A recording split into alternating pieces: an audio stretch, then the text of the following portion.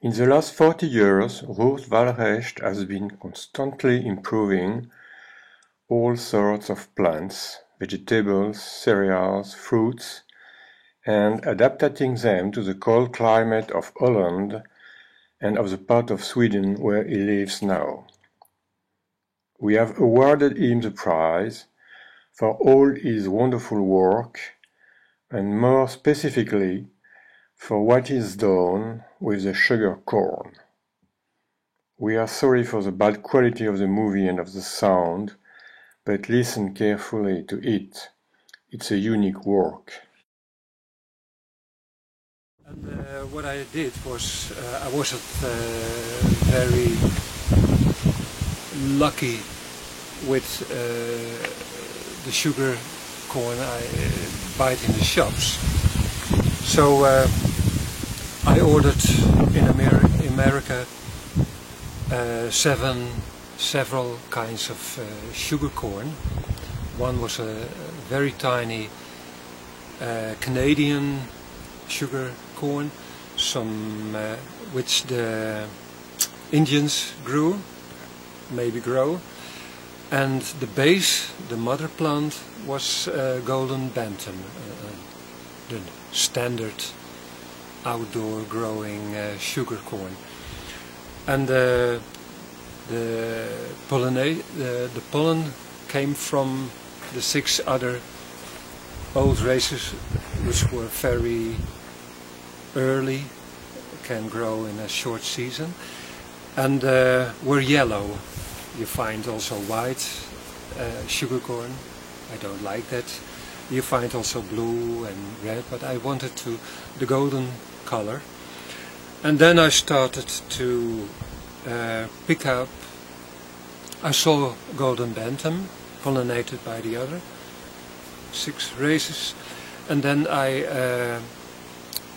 saw the seed, and I searched for the most early ears and picked up, dried the seeds, and I did that for maybe 40 years, I don't know exactly. My daughter is more than 40, so it must be more than 40 years.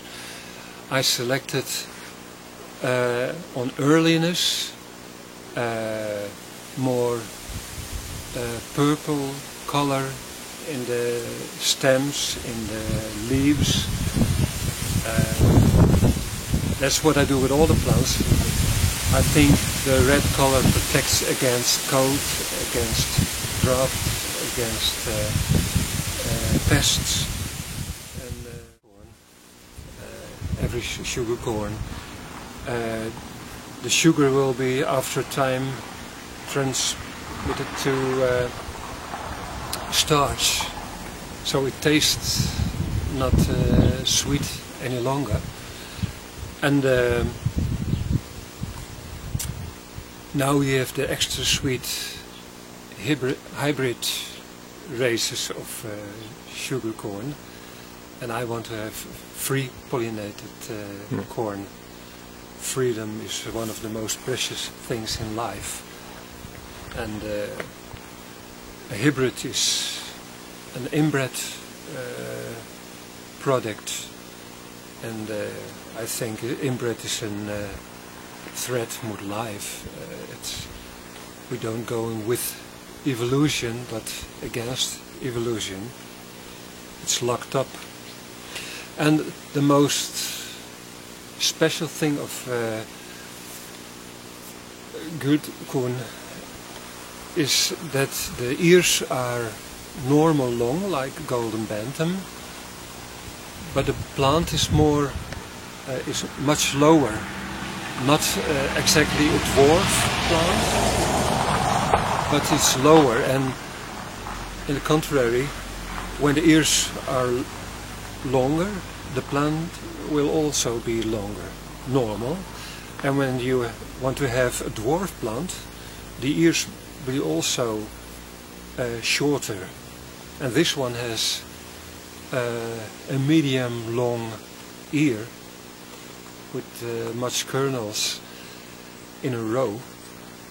But the plant itself is low, and therefore it's easy to grow in a small garden. It's not so susceptible to wind, and if you have problems with birds taking the seeds, they open it quickly and nothing will be left. Then you can protect it with a bird net over it, because it's low, and when this is a longer... It's a mutation. I looked out for it, but I didn't make it. It comes all of a sudden, and I used it, and that's almost, it's very important if you want to make a better, if it's possible, if you want to make a better race, you have to have eyes and ears and noses everywhere on your body. You have to notice every small different, and if you look to the plants and you see what you wanted, because there is so much genetically in a plant, and especially when you process two plants, then suddenly characteristics coming inside you never thought there would be. So if you crosses a white bean with a brown bean, the first generation is, if it's the mother of brown bean, you have a brown seed, and you sow it, and then you get black spotted beans like a wild bean. So the wild ancestor characters coming back, and when you sow them, you can have light purple, dark purple, black, white, brown, yellow, pink, spotted, and with like a pattern. Some is very square on the surface of the seed, and that's if you cross like this sugarcorn, 7 different races, a little bit related because they all were yellow, not so tall, adapted to a cold climate, then you can expect, if you look out and take the time for it, then always coming an individual with the characteristics you were searching for. It only takes time, but it always comes.